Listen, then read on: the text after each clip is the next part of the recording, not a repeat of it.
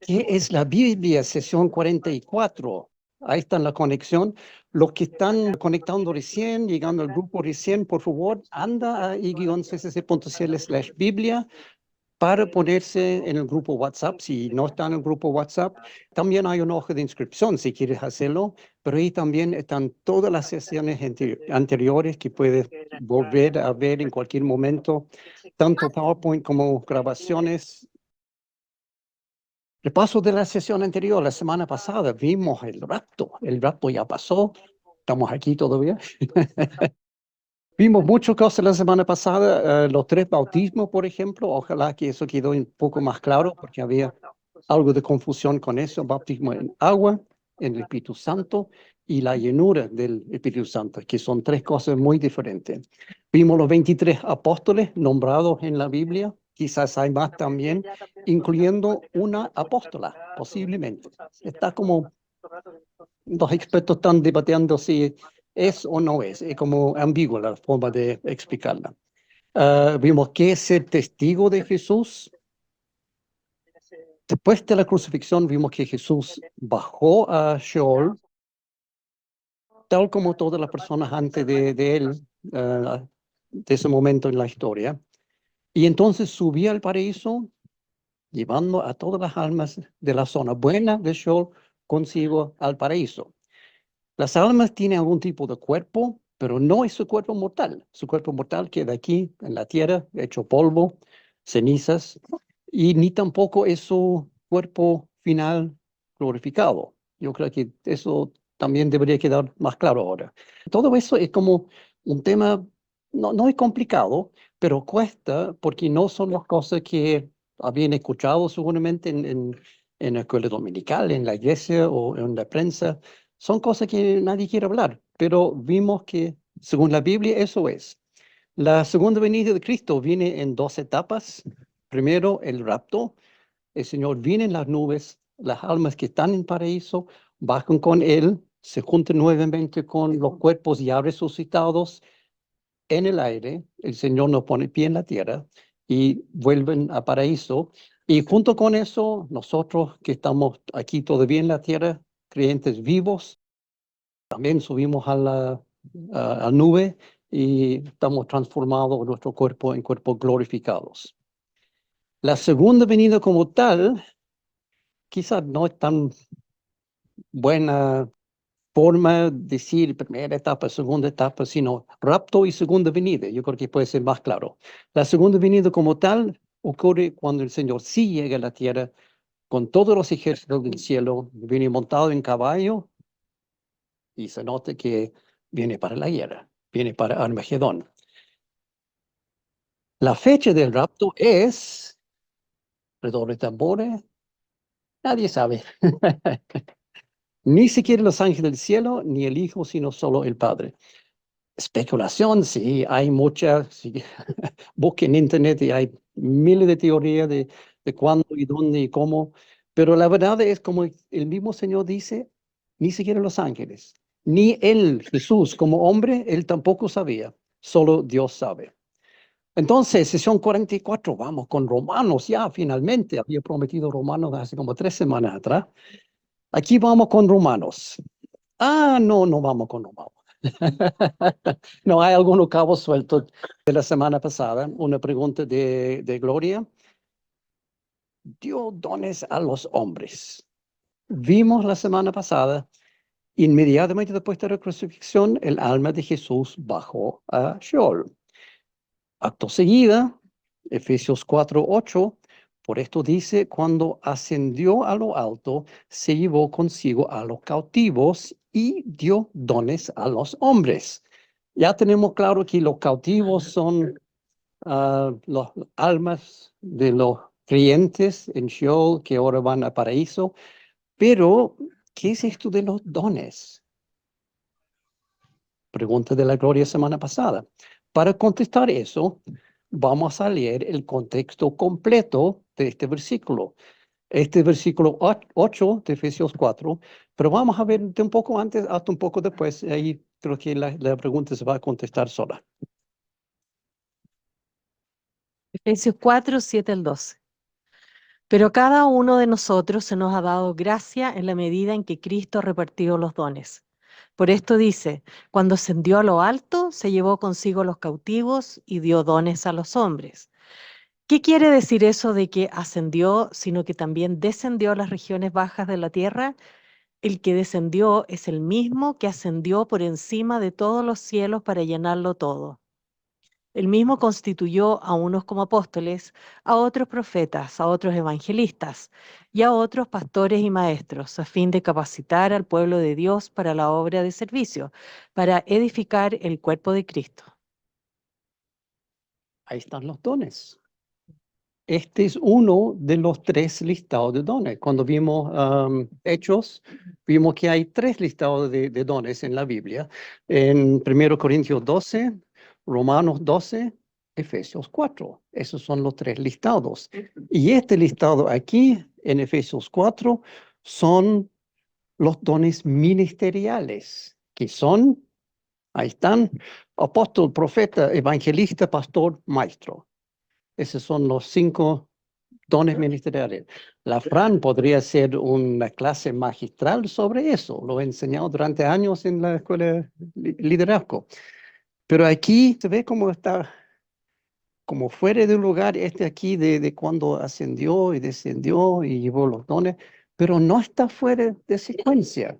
Uno lo piensa, ¿qué tiene que ver el uno con el otro? Que el Señor dio dones y después bajó y después subió y dio dones. ¿Cómo es eso? Son dones ministeriales para qué cosa?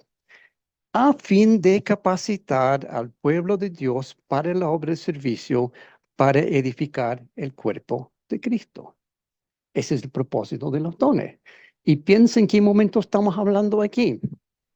Queda claro que entre su muerte y resurrección, Jesús hizo disponible los dones ministeriales que muy pronto sería necesario para edificar la iglesia. En este momento no hay iglesia. Jesús recién crucificado, no ha resucitado todavía, lleva consigo los cautivos. En ese momento hace disponibles los dones, porque muy pronto habrá iglesia y las personas van a necesitar esos dones. Antes de ese momento, los dones de apóstol, profeta, evangelista, pastor y maestro no eran necesarios porque la iglesia no existió, no había sido inventado todavía. Y el propósito de estos dones, según versículo 10, es edificar la iglesia. Por lo tanto, no es necesario. Pero ahora sí, después de la resurrección, estos dones sí serían necesarios, y especialmente 50 días después, en Pentecostés, que es el inicio real de la iglesia. Esa es la respuesta a cuáles dones y por qué el Señor en ese momento dio los dones. Y hablando de dones, si quieres hacer la encuesta de dones espirituales para descubrir cuáles son los tuyos, todavía está disponible. Algunos ya lo han hecho. Si quieres hacerlo, anota i-ccc.cl/dones. Es una encuesta, te va a tomar como 1 hora, son 184 preguntas, pero te puede ayudar mucho en entender cuáles son tus dones espirituales. Tienes por lo menos uno, eso vimos cuando pasamos por hecho. Cada creyente tiene por lo menos un don y quizás más, generalmente más. Esta semana voy a procesar las encuestas que me llegan. Si quieres hacerlo, por favor, hazlo esta semana. O si está mirando en transmisión semanas o meses después, no hay ningún problema. Hazlo igual, me va a llegar y voy a procesarlo y mandarlo. Romanos, ahora sí, Romanos, por fin. El autor de Romanos, Pablo, sin duda, vamos a ver por qué digo sin duda. Fecha escrita 56 a 58 después de Cristo, muy probable en la primavera del año 57. Los eruditos han hecho mucho estudio aquí y esa es la fecha más probable. O sea, más o menos 25 años después de la resurrección, para ponerlo en contexto. Contexto histórico, crecimiento y expansión de la iglesia. Pablo en su tercer viaje misionero antes de visitar Roma. Contexto geográfico. Este libro habla de Asia Menor en general, Corinto específicamente y Roma, aunque no menciona Corinto en el libro, pero los expertos dicen que lo más probable es que Pablo estaba en Corinto cuando escribe esta carta. O Corinto o Éfeso. No voy a entrar en todos los detalles porque dicen que es así, porque muy enredado llegar a esa conclusión, pero probablemente está en Corinto, ministrando a la iglesia en Corinto, cuando escribe esta carta. Versículo clave, Romanos 1, 16, 17. A la verdad no me avergüenzo del Evangelio, pues es poder de Dios para la salvación de todos los que crean, de los judíos primeramente, pero también de los que no son judíos. De hecho, en el Evangelio se revela la justicia que proviene de Dios, la cual es por fe de principio a fin. Tal como está escrito, el justo vivirá por la fe. No me avergüenzo del Evangelio. Am, Hace como 2 años atrás yo prediqué un sermón que se llamaba Sin Vergüenza, pero era sin vergüenza o sin vergüenza. Porque nosotros generalmente somos sin vergüenza con el Evangelio, pero deberíamos ser sin vergüenza para hablar de Jesús. Y es el punto aquí. Pablo, no me avergüenzo del Evangelio. También yo puse otro versículo clave aquí porque hay otro tema muy importante en Romanos. ¿A qué conclusión llegamos? ¿Acaso los judíos somos mejores? De ninguna manera.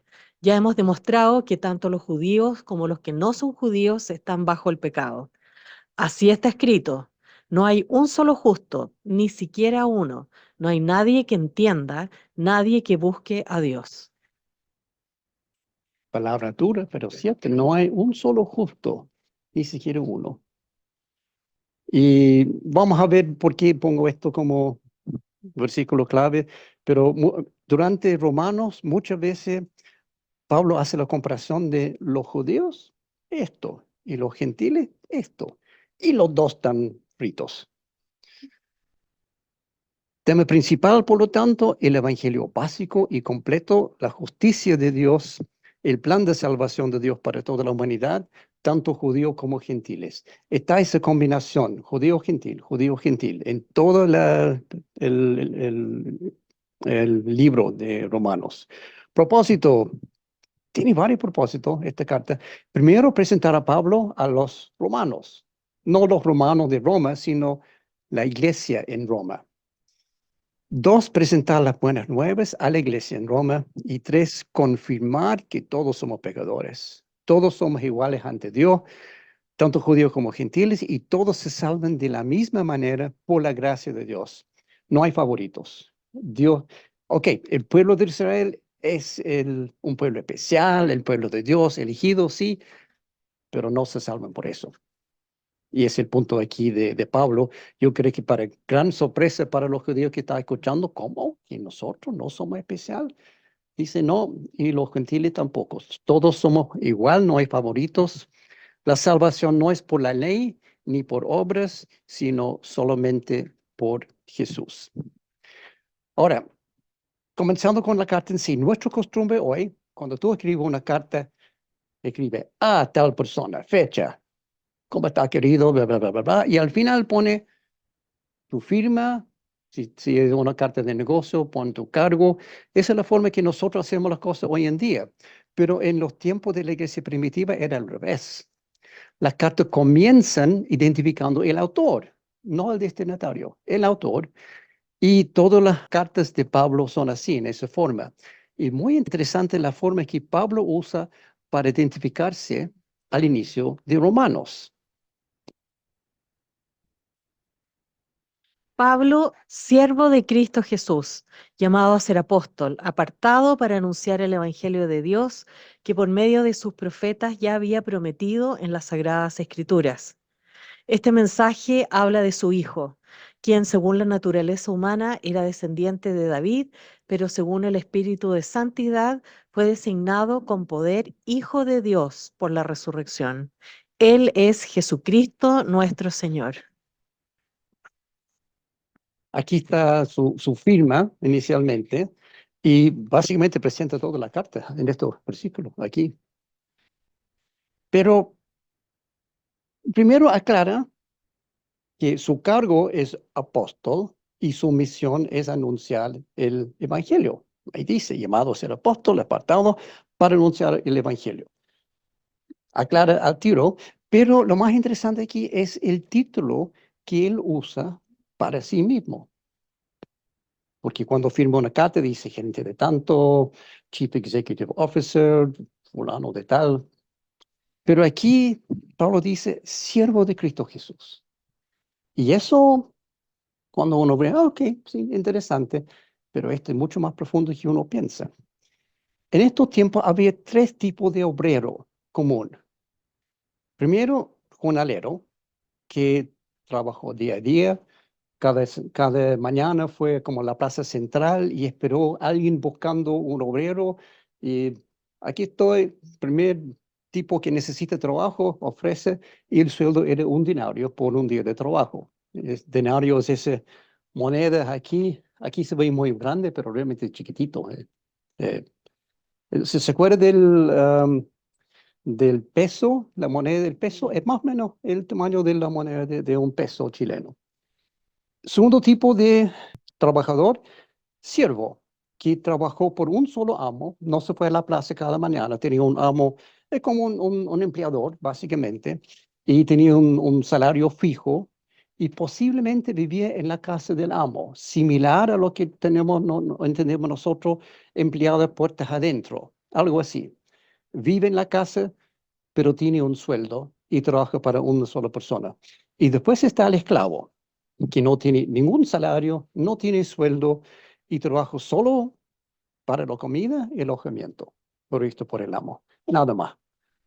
Entonces, esa condición de esclavo, por ley de Moisés, cada 7 años tenían que ser liberados todos los esclavos, tenían que tener su libertad completa. Éxodo 21:2 explica cómo funciona eso. Pero en el séptimo año, un esclavo tenía la opción de seguir trabajando por su amo. Por ejemplo, si le gustó, el amo era benevolente, lo trató bien, dio buena comida, buen lugar donde dormir, podría decir, no, yo me quedo aquí. Bajo la ley de Moisés está esa opción. Funciona de esta forma. Si el esclavo llega a declarar, yo no quiero recobrar mi libertad, pues le tengo cariño a mi amo, a mi mujer y a mis hijos, el amo lo hará comparecer ante los jueces. Luego lo llevará a una puerta o al marco de una puerta y ahí le perforará la oreja con un punzón. Así el esclavo se quedará de por vida con su amo. O sea, para ponerlo gráficamente, así, eso fue por la ley de Moisés, eso fue el costumbre. El esclavo podría decir, no, yo me quedo aquí, me gusta trabajar aquí. Entonces ahí, o sea, con ese piercing de su oreja, el esclavo que ya fue liberado de su esclavitud se declara esclavo otra vez.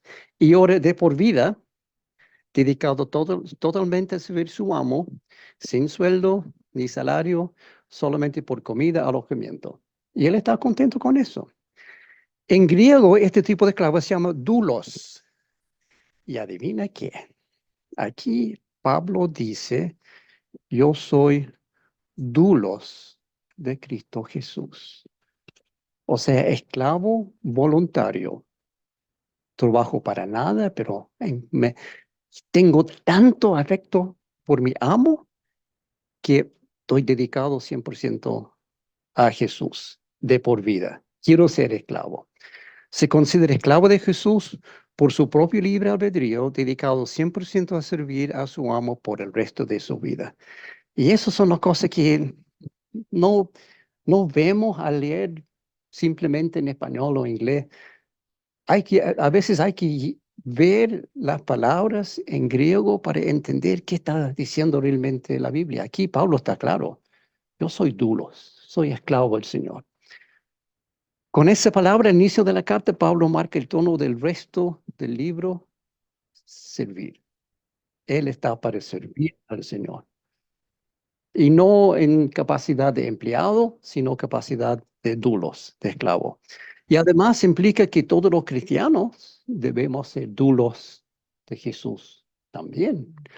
Ahora, antes que todos salgan aquí corriendo para buscar un punzón y una puerta, hay que entender que este piercing es figurativo, no es literal.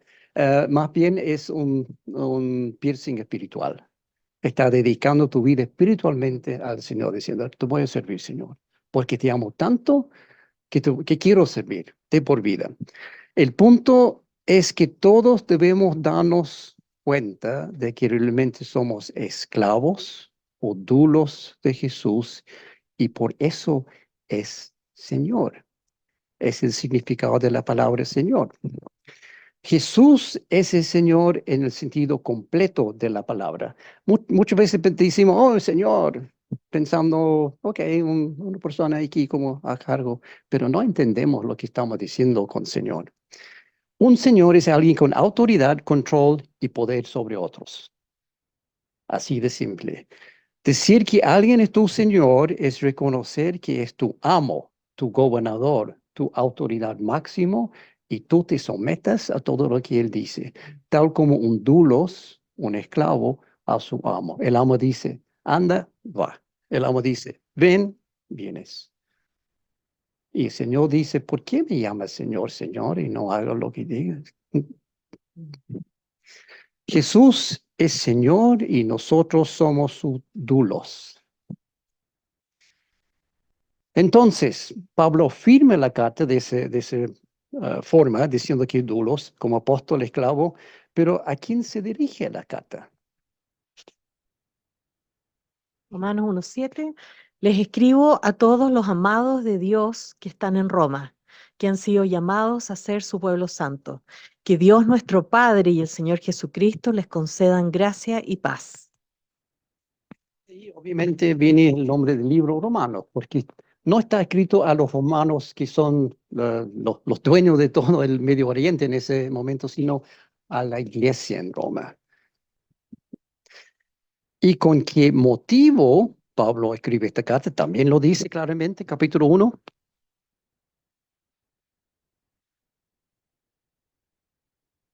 Quiero que sepan, hermanos, que aunque hasta ahora no he podido visitarlos, muchas veces me he propuesto hacerlo para recoger algún fruto entre ustedes, tal como lo he recogido entre las otras naciones. Estoy en deuda con todos, sean griegos o no griegos, sabios o ignorantes. De ahí mi gran anhelo de predicarles acerca de las buenas noticias también a ustedes que están en Roma. Aquí Pablo dice claramente, he querido muchas veces ir a visitarlo, pero no ha sido posible. Es el problema que tiene Pablo. Nunca le fue posible y casi al final del libro explica un poco más las razones por qué no ha sido posible y también sus planes para el futuro, porque dice, quiero visitarle, pero hasta el momento no. Romanos 15, el 20 al 25. En efecto, mi propósito ha sido predicar las buenas noticias donde Cristo no sea conocido para no edificar sobre fundamento ajeno. Más bien, como está escrito, los que nunca habían recibido noticia de Él lo verán y entenderán los que no habían oído hablar de Él. ¿Qué tiene que ver eso? Bueno, está realmente citando Isaías 52, versículo 15. Y ahí está aclarando que estoy predicando el evangelio por todos lados. Quería llegar a ustedes, pero no ha sido posible hasta el momento. Y Isaías 52:15 realmente es parte del famoso Isaías 53. Incluso este versículo que está citando aquí Pablo, 52:15, es parte de Isaías 53. Isaías 53 famoso, pero no parte en versículo 1 de 53, sino parte en versículo 13 del 52. Y eso todo referente a la crucifixión y resurrección de Jesús. Para variar, la división de capítulos y versículos no corresponde aquí en Isaías.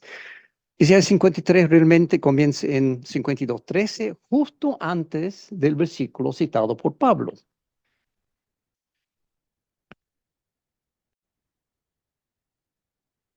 Miren, mi siervo prosperará, será exaltado, levantado y muy enaltecido.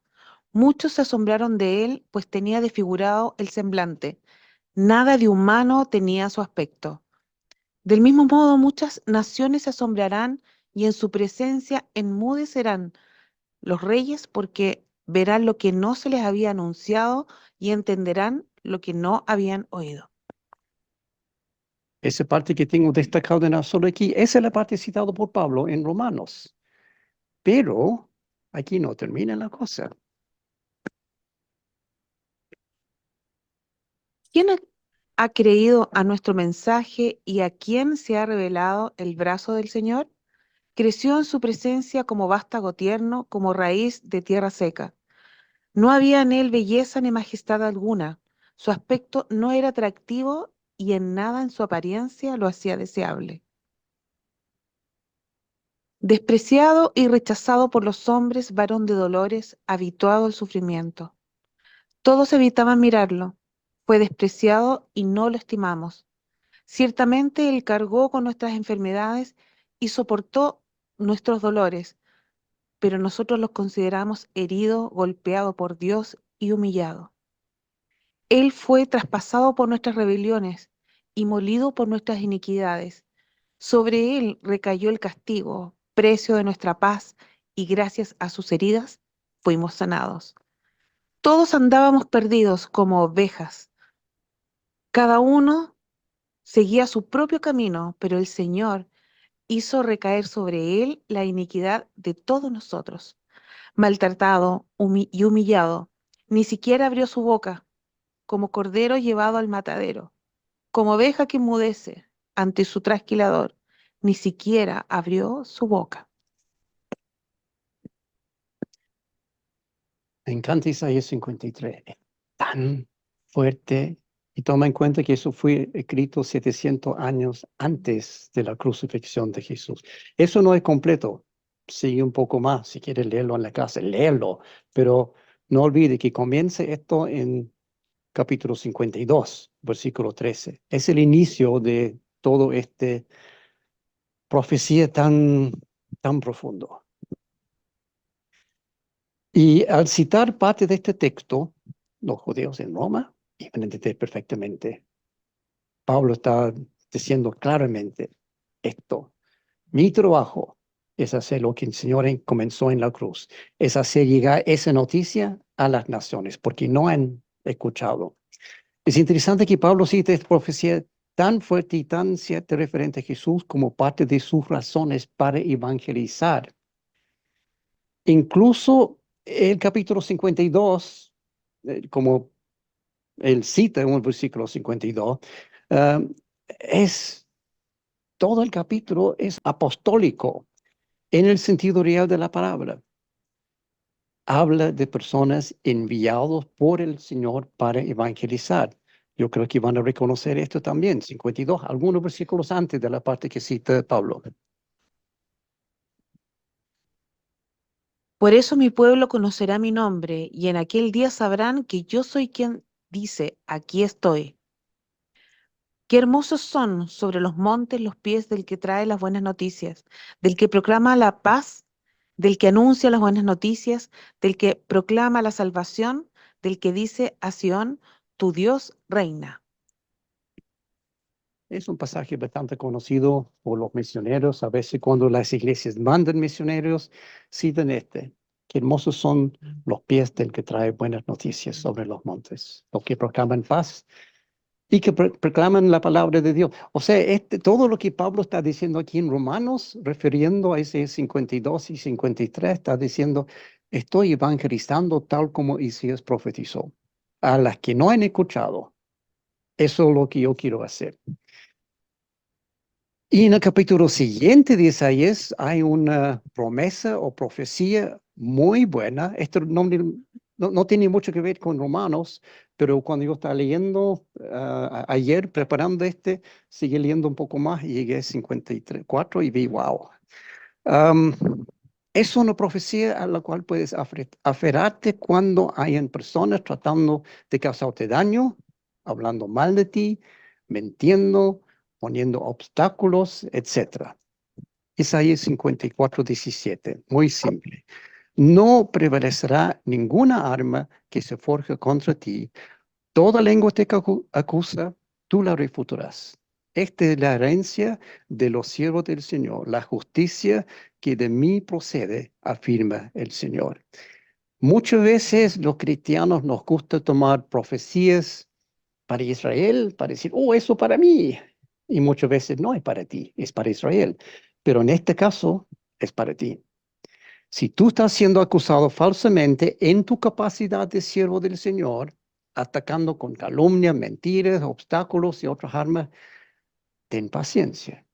Ora y toma en cuenta esta profecía que es para todos los siervos del Señor. Aquí lo dice claramente. Esta es la herencia de los siervos del Señor. ¿Anunciado por quién? Que de mí procede, afirma el Señor. La justicia del Señor te protegerá si tú estás siendo maltratado como siervo del Señor. Ninguna arma forjada contra ti prosperará, dice otra traducción, que incluso más fácil acordar. Ninguna arma forjada contra ti prosperará. Bueno, pequeño desvío. Volvemos ahora a la explicación de Pablo por su atraso en visitar Roma, porque todavía no ha dicho todo lo que tiene que decir aquí. Tiene mucho más.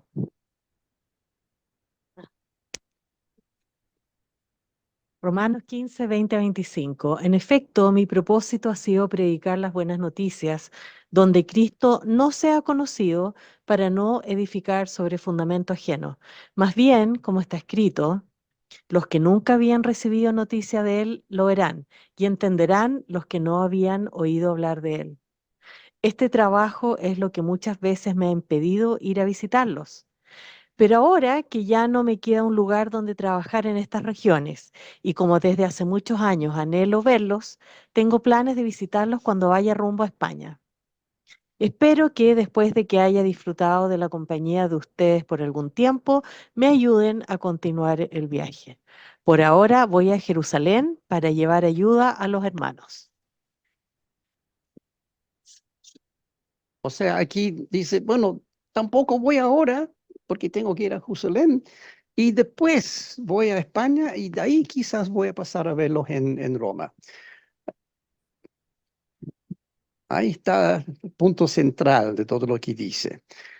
Y wow, el trabajo del Espíritu Santo mediante Pablo y los otros ha sido tan exitoso que ya está completa.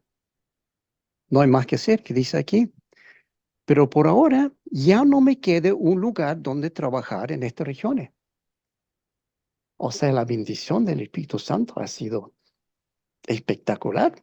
No hay más lugares para evangelizar en toda la región. El Espíritu Santo ha plantado muchas iglesias, iglesias vivas, dinámicas, llenas de dones y de la presencia de Dios, iglesias que están en expansión y las iglesias que están plantando otras iglesias. Y yo creo que podemos ver Hechos 1:8. Cuando venga el Espíritu Santo sobre ustedes, recibirán poder y serán mis testigos, tanto en Jerusalén como en toda Judea, Samaria y hasta los confines de la tierra. Y eso está cumpliendo con Pablo. Ha evangelizado toda la zona. Y no estamos hablando de una ciudad. Hechos 1:8, eso. Eso es lo que el poder del Espíritu Santo puede lograr mediante las personas obedientes, humildes y dispuestos. ¿Se acuerdan que todo esto partió con 5 hombres en Antioquía de Siria que estaban orando y ayunando? Y el Espíritu Santo dijo, quiero que me parten Bernabé y Saulo. Por todo lo anterior sabemos que Pablo escribe esta carta durante su tercer viaje misionero, porque dice, ya está completo, tengo hecho todo lo que puedo. Y para poner todo esto en perspectiva, voy a mostrar algo que no vimos en Hechos, pero que es pertinente. En Hechos vimos que Pablo hizo 3 viajes misioneros, sin duda, y había mencionado que quizás también hizo el cuarto, y no está muy claro, a España, porque ahí habla que quiere ir a España y pasar por Roma en el momento. Y aquí hay un mapa que muestra el primer viaje misionero de Pablo, partiendo aquí en Antioquía, dando vuelta por acá, por toda esta zona y regresando a Antioquía. Segundo viaje misionero, poco más amplio. Tercer viaje misionero, básicamente lo mismo del segundo, y probablemente al escribir Romanos está o en Corinto o en Éfeso. En este momento, casi al final de su tercer viaje, cuando escribe esta carta, está terminando, había pasado por todo esto, está a punto de volver a Jerusalén. Ahora, no sabemos si realmente logró hacer su cuarto viaje misionero. En la Biblia hay pistas, pero no hay nada en concreto. Afuera de la Biblia sí hay algunos de los evidencias de los padres de la iglesia, lo que vinieron después de Juan, los obispos y pastores, todo eso, que también escribieron cosas. Y hay evidencia en lo que ellos escribieron que Pablo sí llegó a España, pero en la Biblia no hay rastro. Lo que sí se sabe es que Pablo eventualmente llegó a Roma, sí, 2 veces llegó a Roma, pero en calidad de prisionero, ambas veces. No como evangelista ni como hombre en libertad. Y eso fue el viaje que hizo. Puedes verlo en parte de Hechos, habla de eso. Todo eso y llegó hasta Roma. España, no se sabe. Pablo murió en Roma, en segunda vez que está preso, ejecutado, decapitado, quizás, probablemente. Al leer Romanos, lo primero que destaca a la vista que es diferente a las otras cartas de Pablo. Incluso por muchos años algunos expertos dijeron, no, es tan diferente que quizás no es la misma persona. Pero después de analizarlo cuidadosamente, dice, no, es la misma persona, pero está escribiendo de otra forma por una razón. Está escrito en forma mucho más formal, estructurado, cuidadosamente diseñado y cuidadosa selección de palabras. La razón es simple, Pablo nunca ha ido a Roma. Él no fundó la iglesia en Roma. Quizás Apolos fue, quizás, se me fue el nombre de las personas que podrían haber sido, pero no fue Pablo quien fundó esta iglesia y él no conoce casi nadie en la iglesia. Entonces, la visita de Pablo que él propone sería la primera visita a la iglesia en Roma. Romanos 1:10. Siempre pido en mis oraciones que, si es la voluntad de Dios, por fin se abre el camino para ir a visitarlo. O sea, nunca he ido y quiero. Por eso el estilo de este libro es muy formal. Es una carta de presentación, carta de un apóstol a una iglesia que él no conoce. Y indica su deseo de visitar la iglesia, esta persona que no conoce, y también establece su autoridad como apóstol para que cuando él llega no hay sorpresas. En Romanos, Pablo presenta un argumento teológico lógico, sólido, irrefutable, profundo, a veces difícil no de entender, pero difícil de seguir. Tiene que pensar mucho y parar y pensar, ¿qué está diciendo aquí Pablo realmente? Y para entenderlo bien. Pero es en la forma de una discusión con sí mismo, porque no está hablando con personas allá, no conoce a nadie. Entonces él tiene esa conversación y la forma es una secuencia que dice, aquí hay una pregunta doctrinal y después él contesta a sí mismo, de ninguna manera, seguido por una explicación de por qué no es así. Gran parte de su argumento es una serie de explicación, seguido por una conclusión, seguido por pregunta, basado en doctrina, seguido por respuesta correcta, que lleva otra explicación. Es como un círculo. Y hay en capítulo 3, hay una sección breve que va entre ciclos 3 y 9. Excelente ilustración de cómo funciona este ciclo de argumentación. Pero entonces, si a algunos no creyeron, ¿acaso su incredulidad anula la fidelidad de Dios? De ninguna manera. Dios es siempre veraz, aunque el hombre sea mentiroso. Así está escrito. Por eso eres justo en tu sentencia y triunfarás cuando te juzguen. Romanos 3, 5, 6. Pero si nuestra injusticia pone de relieve la justicia de Dios, ¿qué diremos? ¿Que Dios es injusto al descargar sobre nosotros su ira? Hablo en términos humanos. De ninguna manera. Si así fuera, ¿cómo podría Dios juzgar al mundo? Romanos 3:9. ¿A qué conclusión llegamos? ¿Acaso los judíos somos mejores? De ninguna manera. Ya hemos demostrado que tanto los judíos como los que no son judíos están bajo el pecado. De ninguna manera es como su timbre de autenticidad en esa carta, porque lo repite tanto en esa forma. Otro ejemplo, 3:31, 6:2, 6:15 y muchos otros, eso solamente algunos. Ahora, el propósito de Pablo con esta presentación es destruir las doctrinas falsas presentadas por algunos precontextos. Él va como levantando, ¿será este argumento? No hay que ver, de ninguna manera. Entonces, ¿será este argumento? De ninguna manera. Él quiere destruir argumentos que alguien podría traer y reforzar doctrina correcta representada por otra pregunta. Pero también la secuencia de pregunta y respuesta sigue un sendero lógico. No es que están como disparando por aquí, por allá, por aquí, por allá. Cuando uno sigue con cuidado, ve que él te está llevando por un camino. Está mostrando, por aquí no, sigamos, aquí no, aquí no.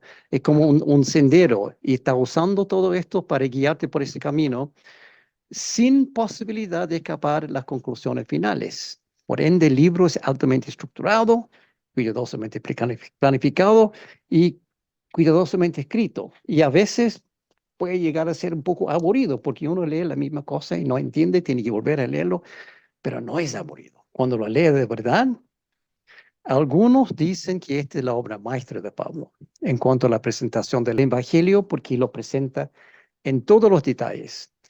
Sin embargo, como dice, no es tan fácil de seguir en algunos lugares.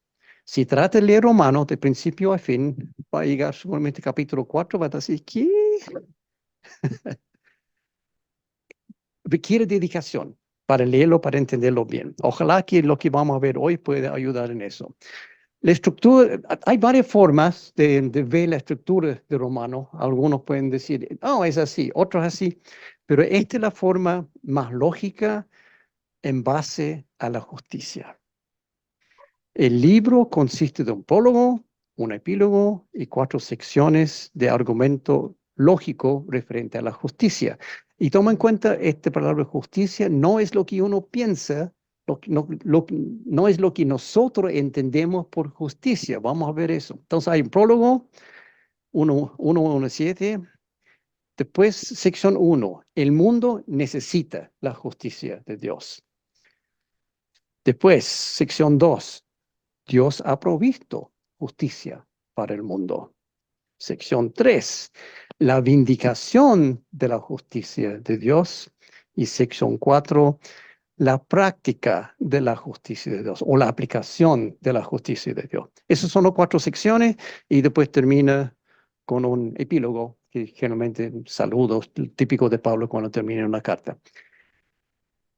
Ahora, el tema aquí obviamente es la justicia de Dios. Todas las secciones tienen que ver con justicia.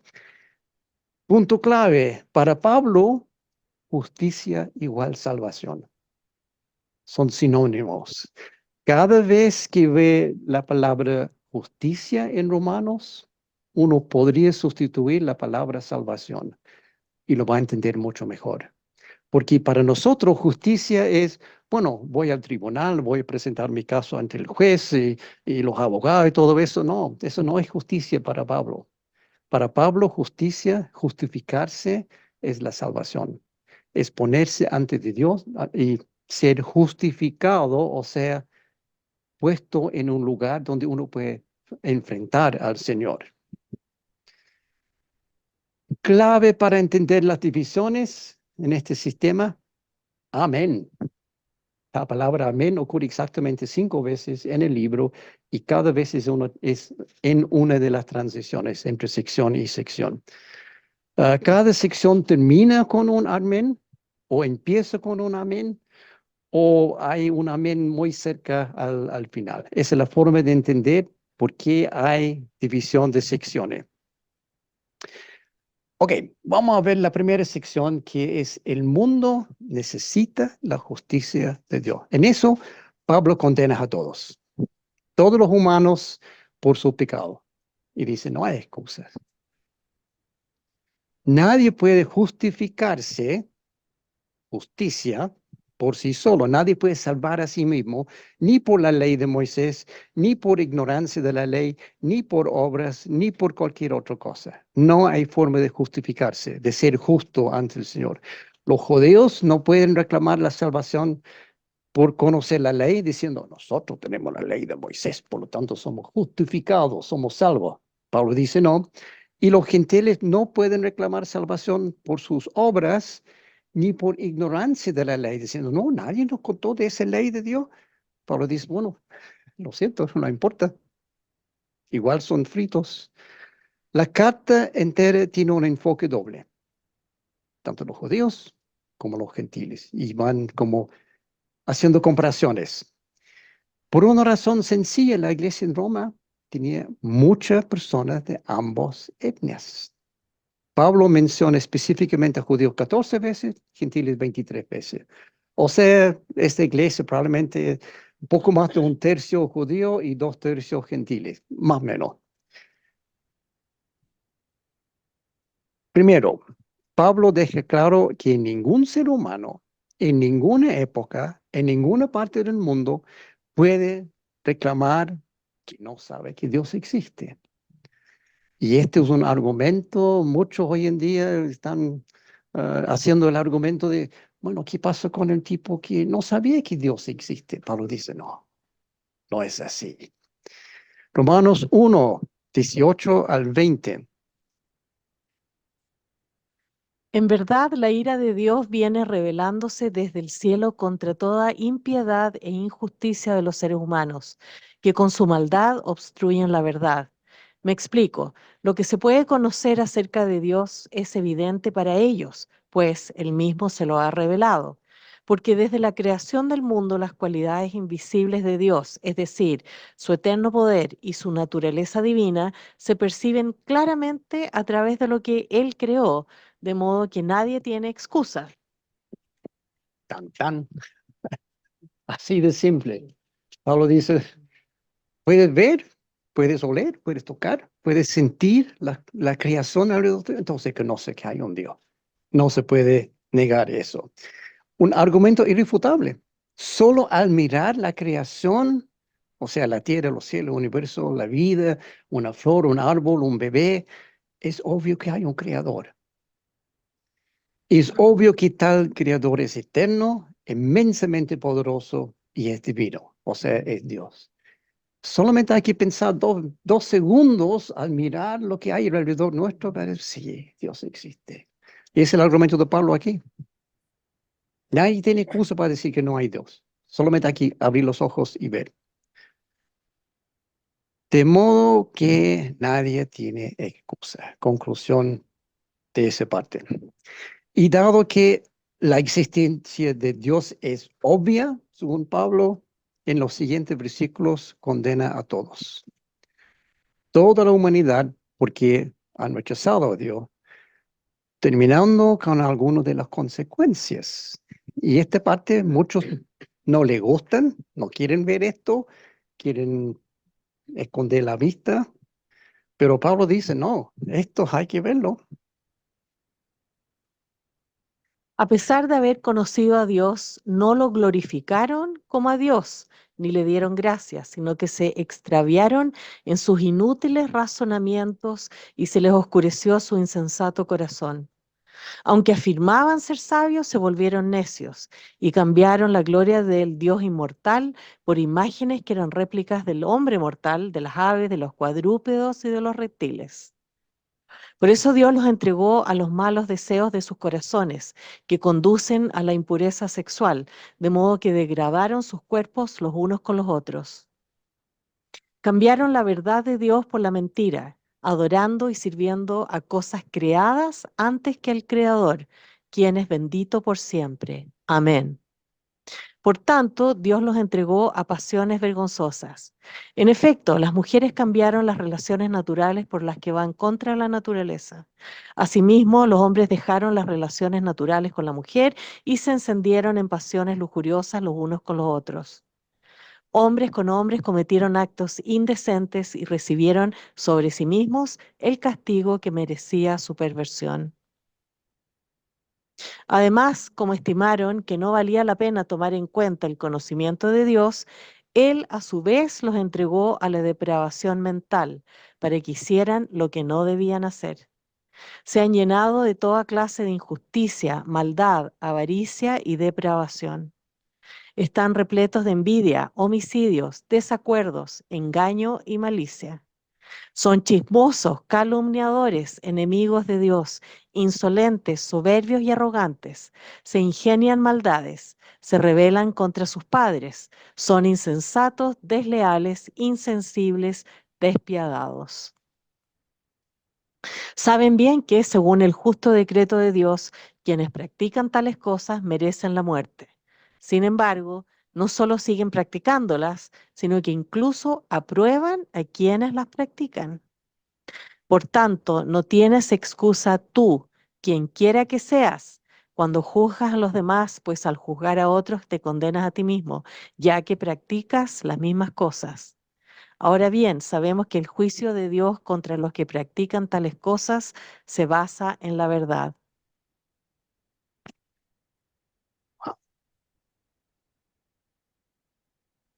Yo creo que todos podemos ver parte de nosotros en ese listado, ¿no? Conclusión aquí, no hay esperanza para la humanidad. Y la justicia de Dios en ese sentido es justo. A veces los cristianos miran y dicen, ¿viste? Es pecado ser gay. Y es verdad, dice claramente el versículo, pero el mismo texto también dice que es pecado la envidia, el engaño y la malicia. Como también ser chismoso, calumniador, insolente, soberbio, arrogante o faltar respeto a tus padres. Y el cristiano dice, no, no, no, pero es peor ser gay. No, todos los pecados son pecados. Por ser arrogante, vas al mismo infierno como tu vecino gay. Y no queremos pensar en eso. El vecino tuyo que es gay podría ser el vecino tuyo también en el infierno porque tú eres arrogante y el gay. No estoy justificando los gays para nada, pero sí estoy diciendo lo que dice Pablo. Tú, por juzgar a otro, estás imponiendo condenación sobre ti mismo, porque en ese listado hay algo para todos. Capítulo 2. Pablo continúa el tema persistente en todo el libro, judíos versus gentiles. Muestra que ninguno de los dos grupos tiene salvación, ni por la ley, ni por falta de la ley. ¿Por qué? Bueno, los judíos piensan, tenemos la ley de Moisés, por lo tanto somos mejores. Habrá sufrimiento y angustia para todos los que hacen el mal, los judíos primeramente y también los que no son judíos. Pero gloria, honor y paz para todos los que hacen el bien, los judíos primeramente y también los que no son judíos. Porque con Dios no hay favoritismos. Todos los que han pecado sin conocer la ley también perecerán sin la ley. Y todos los que han pecado conociendo la ley, por la ley serán juzgados. Porque Dios no considera justos a los que oyen la ley, sino a los que la cumplen. De hecho, cuando los no judíos que no tienen la ley cumplen por naturaleza lo que la ley exige, ellos son ley para sí mismos, aunque no tengan la ley.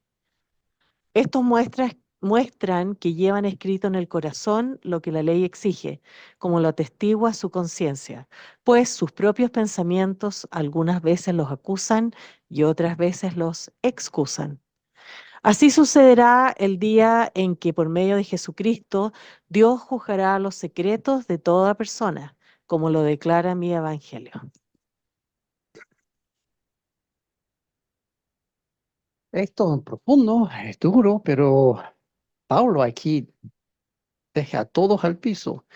Nadie tiene excusa de pecar simplemente por no conocer la ley, porque está escrito en el corazón lo que la ley exige.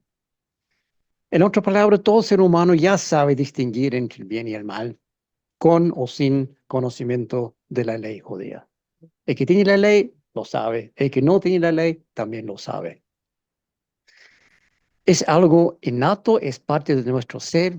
Por lo tanto, los que no conocen la ley directamente son tan culpables de transgredir la ley como los que sí la conocen, pero lo transgreden igual. O sea, todos estamos fritos. Literalmente, conocen ley, nadie escapa del infierno. Todos vamos a quemar en el infierno. Esto es lo que está diciendo Pablo hasta el momento. Implicación, la ley de Moisés no salva a nadie. Que era gran sorpresa para los judíos. Ellos creyeron que si hacían exactamente lo que dice la ley, cumpliendo cabalmente todos los días, todos los 613 mandamientos, con cuidado serían salvos. Y Pablo dice, no, aunque lo cumplen, igual está frito. Capítulos 2 y 3 cubren el caso especial de los judíos, quienes sí tienen la ley, y por lo tanto tienen aún menos excusas y son más culpables que los gentiles. El judío no es mejor que el gentil y todos somos pecadores, nadie tiene justificación ni salvación. Y no olvide que para Pablo, justicia igual salvación. ¿A qué conclusión llegamos? ¿Acaso los judíos somos mejores? De ninguna manera. Ya hemos demostrado que tanto los judíos como los que no son judíos están bajo el pecado. Así está escrito, no hay un solo justo, ni siquiera uno.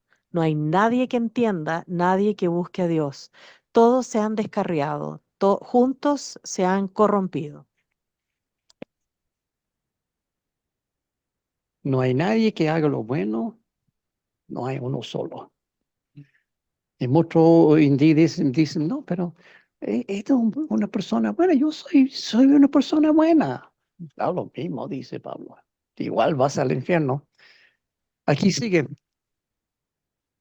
Romanos 3, del 9 al 18. Su garganta es un sepulcro abierto, de su lengua salen engaños. Veneno de víbora hay en sus labios. Llena está su boca de maldiciones y de amargura. Veloces son sus pies para ir a derramar sangre, dejan ruina y miseria en sus caminos y no conocen la senda de la paz. No hay temor de Dios delante de sus ojos. Y aquí Pablo no inventó nada de eso. Está citando Salmos, Eclesiastés, Isaías. Todo eso está en el Antiguo Testamento en alguna parte. Ahí están los versículos si quieren confirmarlo después. Pero ahí Pablo está solamente repitiendo lo que ya estaba. Inmediatamente después, Pablo también aclara el propósito real de la ley. Porque si no sirve para salvar, entonces, ¿cuál es el punto? Los judíos pensaban que por obedecer la ley serían salvos o justificados. Pero en Romanos 3, 19 a 20 dice otra cosa. Ahora bien, sabemos que todo lo que dice la ley lo dice a quienes están sujetos a ella, para que todo el mundo se calle la boca y quede convicto delante de Dios. Por tanto, nadie será justificado en presencia de Dios por hacer las obras que exige la ley. Más bien, mediante la ley cobramos conciencia del pecado. Ahí está el punto. Mediante la ley cobramos conciencia del pecado. O sea, la ley no existe para salvar, sino para condenar. Exactamente lo opuesto de lo que pensaban los judíos. Sirve para acordarnos de nuestro pecado, sirve para indicar cuáles son las cosas que estamos cayendo, dónde estamos mal. Es decir, cumpliendo cabalmente la ley de Moisés durante toda tu vida, aun si fuera posible, aún así la ley no te salva, ni te justifica, ni da justicia. Existe para destacar el pecado, no para ofrecer salvación. Con eso Pablo termina su argumento inicial, primera sección, ya probó sin lugar a duda que todos somos pecadores, conocen ley y la humanidad no tiene esperanza alguna de salvación ni justicia, ni por sus propios medios, ni mediante la ley. Demostrado es, el mundo necesita la justicia de Dios. Ahí termina la primera sección. Y su argumento va para resumir rápidamente, porque toda la forma que Pablo explique es muy profundo, muy, no enredado, pero muy complejo. Entonces, resumen, Dios existe. La evidencia es el universo. Solo hay que mirarlo para entender que Dios existe. A pesar de la evidencia, el mundo ha rechazado a Dios. El mundo prefiere el pecado a Dios.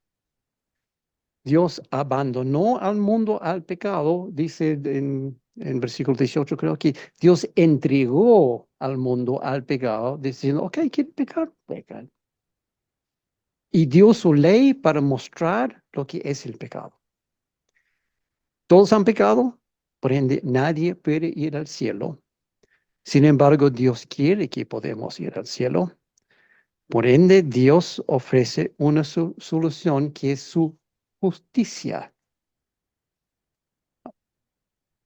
Inmediatamente Pablo lanza la segunda sección. Dios ha provisto justicia para el mundo. Primera sección, no necesitamos. Segunda sección, Dios ha provisto. Presentando la solución que Dios ofrece en Romanos 3, 21 al 24. Pero ahora, sin la mediación de la ley, se ha manifestado la justicia de Dios, de la que dan testimonio la ley y los profetas. Esta justicia de Dios llega mediante la fe en Jesucristo a todos los que creen. De hecho, no hay distinción, pues todos han pecado y están privados de la gloria de Dios, pero por su gracia son justificados gratuitamente mediante la redención que Cristo Jesús efectuó. O sea, la solución al problema del pecado no es la ley, sino Jesús. Esa es la justicia que Dios ha provisto para el mundo. Para destacarlo un poco más, la solución al problema de la falta de justicia en el mundo es Jesús. Este texto es como fundamental. Esta justicia de Dios llega mediante la fe en Jesucristo. De ahí viene la justicia. Por nuestros pecados nadie puede llegar a Dios, por ende somos privados de la gloria de Dios. Aquí dice, eso cuando joven me costó entender, ¿cómo somos privados de la gloria de Dios? ¿Dios ha quitado su gloria a nosotros? No, nosotros hemos quitado nuestro ser de la gloria de Dios, de la presencia de Dios. Todos han pecado y están privados de la gloria de Dios. Para solucionar eso necesitamos justicia, o sea, salvación. No hay que olvidar aquí, se puede sustituir salvación para justicia en casi todos Romanos.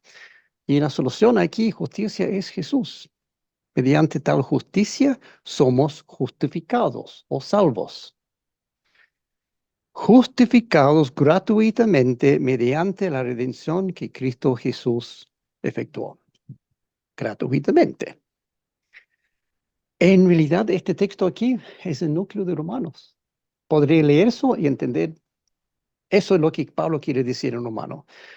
Todos hemos pecado, todos somos condenados por la ley y la única esperanza es poner nuestra fe en Jesús. Esa es la respuesta. A cada pregunta aquí, Pablo llega de vuelta al mismo punto, Jesús. Ahora Pablo ha establecido el problema, el pecado y la solución, Jesús. Ahora continúa respondiendo varias preguntas que la gente tiene, incluso hoy, sobre esta solución y cómo funciona. Por ejemplo, pregunta muy común hasta hoy día, ¿qué pasa con las personas que no saben acerca de Jesús? ¿Pueden ser salvos o no? Bueno, ¿alguna vez te ha preguntado eso? ¿Qué pasó con las personas que murieron antes de Jesús? Porque obviamente no conocieron a Jesús, por lo tanto, ¿son salvos o no son salvos? ¿Cómo podrían ser salvos o justificados si ni siquiera habían oído hablar de él? Estamos hablando de tiempos antes que existe Jesús, antes que nace Jesús. ¿Cómo pueden ser salvos si no han escuchado de Jesús? Aquí está la respuesta, Romanos 4.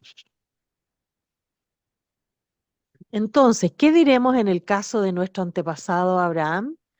En realidad, si Abraham hubiera sido justificado por las obras, habría tenido de qué jactarse, pero no delante de Dios. Pues, ¿qué dice la Escritura? Creyó Abraham a Dios y esto se le tomó en cuenta como justicia. Ahora bien, cuando alguien trabaja, no se le toma en cuenta el salario como un favor, sino como una deuda. Sin embargo, al que no trabaja, sino que cree en el que justifica al impío, se le toma en cuenta la fe como justicia. Un poco enredado, pero creo que se entiende, ¿no? Ok, Pablo confirma que Dios toma en cuenta la fe de los que murieron antes de la resurrección de Jesús, tomándolo casi como un depósito a plazo. ¿Tú tienes fe en Dios? Ok, perfecto. Eso voy a anotar en tu cuenta. No lo puedes cobrar todavía porque Jesús no ha llegado a la cruz, pero aquí está en tu cuenta, anotado. Esperando la salvación mediante la muerte y resurrección de Jesús. De hecho, aquí Pablo está citando Génesis 15:6. Es decir, aunque esta persona antes de Jesús no tenían idea de cómo Dios iba a cumplir la salvación o la justificación, igual confiaban en Dios, como Abraham, por ejemplo. Dice, Abraham creyó. Eso fue contado como justicia. Pusieron su fe en Dios y Dios guardó esa fe en las cuentas celestiales de cada persona hasta la resurrección. La frase aquí tomar en cuenta en griego es logizomai, un término contable. Un contador en Grecia iba a reconocer, ok, está hablando de cuentas, de sumar y restar y registrar en los libros contabilidad. Es algo como contar numéricamente o contabilizar, indicando el concepto de poner en crédito. Tienes una tarjeta de crédito, puedes ir a la tienda y comprar, aunque no hay plata en tu cuenta, pues tarjeta de crédito. Y ese deuda queda pendiente, está registrado en el banco y alguien tiene que pagarlo algún día. Y eso es lo que pasó aquí. Fe puesto en Dios, en el caso de Abraham, fue contabilizado como justificación, o sea, como salvación. Y este punto es muy importante para muchas personas hoy, porque encuentran injusto que en alguna zona remota de África o de la Amazonas hay un tipo que nunca había escuchado de Jesús y no, esa persona va a quedar condenada al infierno solo porque vivió en el lugar incorrecto o el tiempo incorrecto. Y muchas personas dicen, eso no es justo, eso no es justicia, eso no es Dios. Y aquí hay una posible respuesta en lo que vimos recién. Si la fe de Abraham fue contabilizada de esta forma a su favor y él no conoció a Jesús, ¿por qué no se puede considerar de la misma manera la fe de otra persona en situación similar? O sea, el tipo que está en la jungla de Amazonas o en planicie de África que nunca había escuchado de Jesús, pero sí había visto, hay un Dios. Voy a poner mi fe en ese Dios. Yo creo que existe tal posibilidad. Eso es especulación mía, no lo puedo probar por la escritura, pero sí hay mucha pista para indicar que así es. Pero está claro que es Jesús quien toma esa decisión en cada caso específico.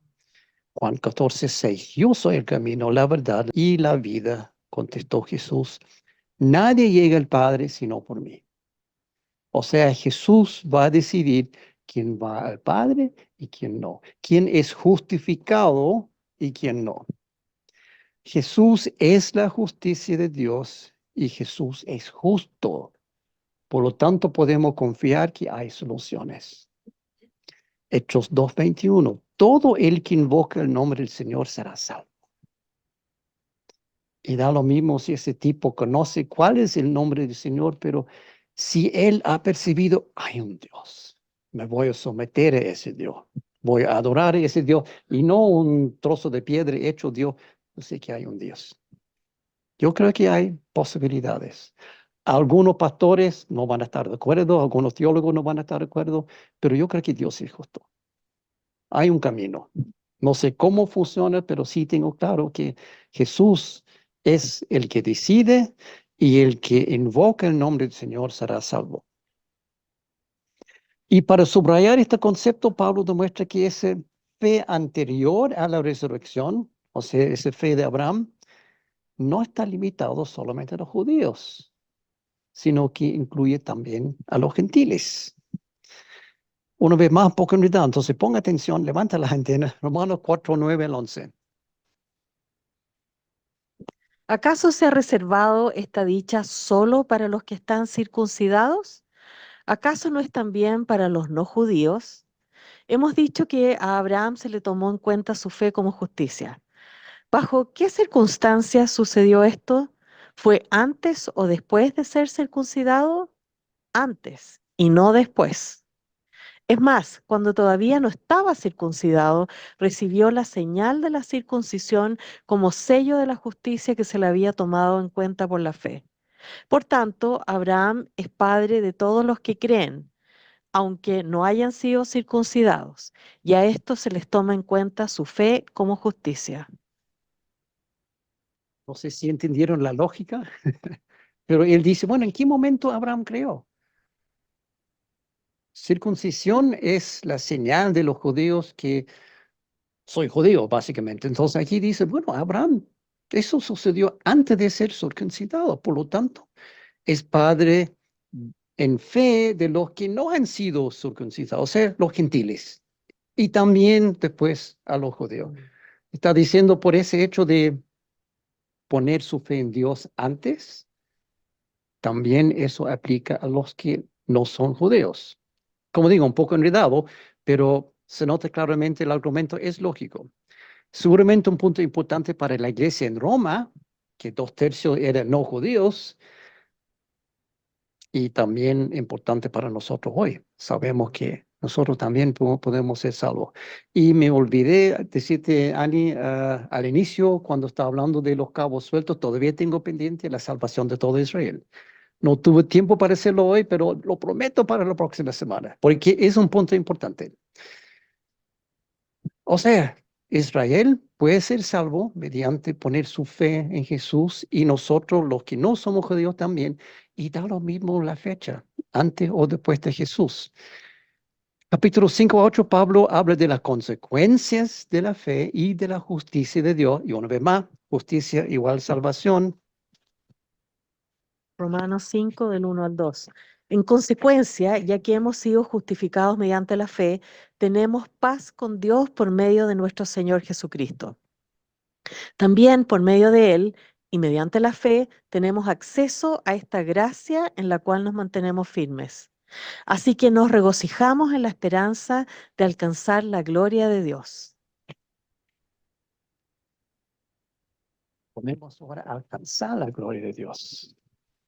Al poner nuestra fe en Dios, antes o después de la resurrección, somos justificados o salvos y por ende en paz con Dios, dice aquí.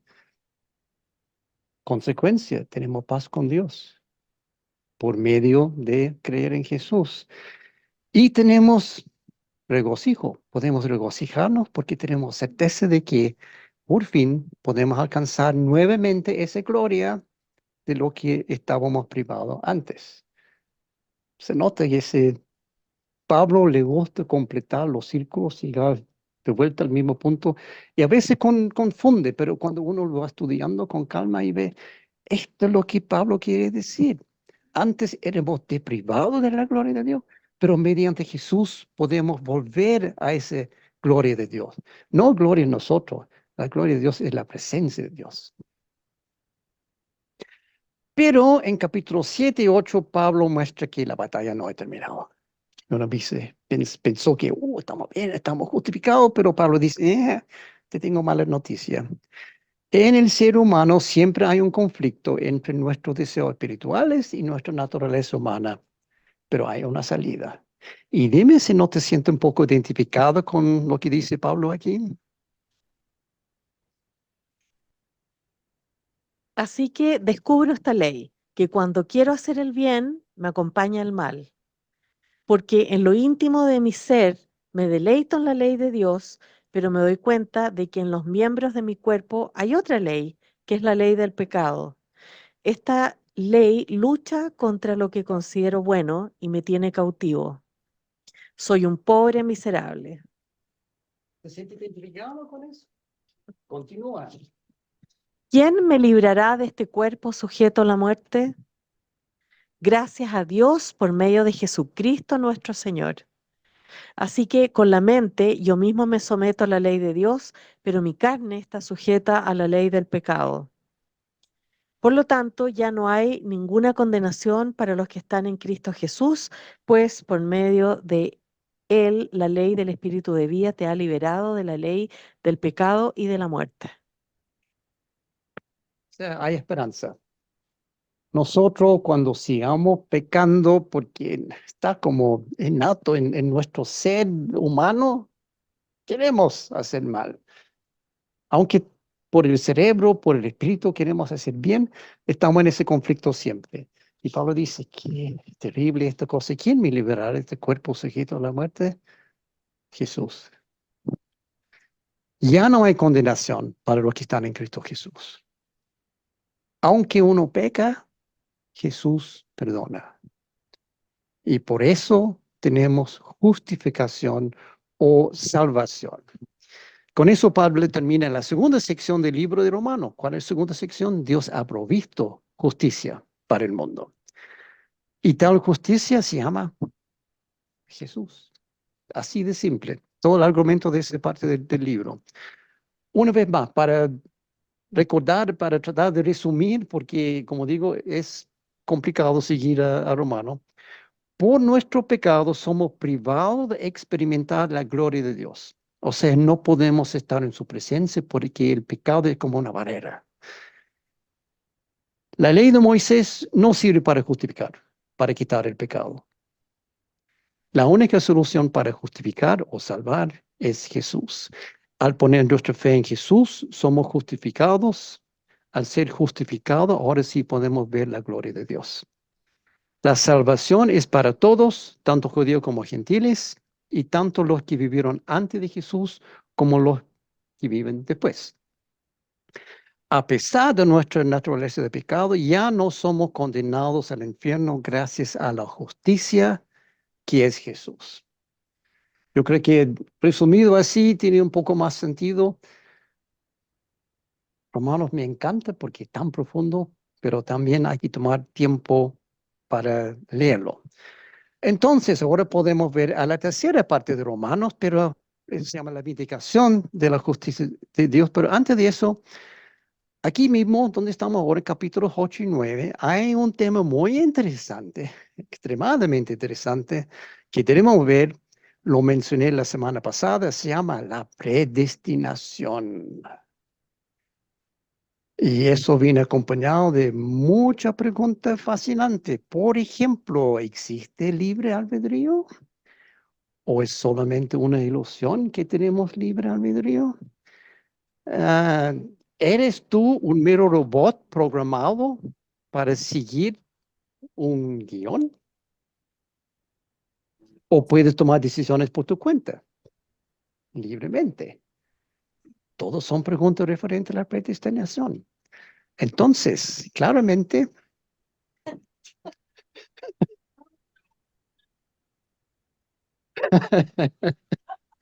me gustó el coro, de nuevo el coro.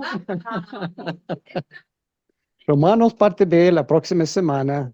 Ahí, como siempre, apunte, pregunte, comentario, grupo WhatsApp. Yo pensé que podría llegar a cubrir predestinación hoy, pero es un tema tan grande que combinado con todo lo que hemos visto hoy, simplemente no era posible. Entonces, están obligados, la próxima semana tiene que venir igual.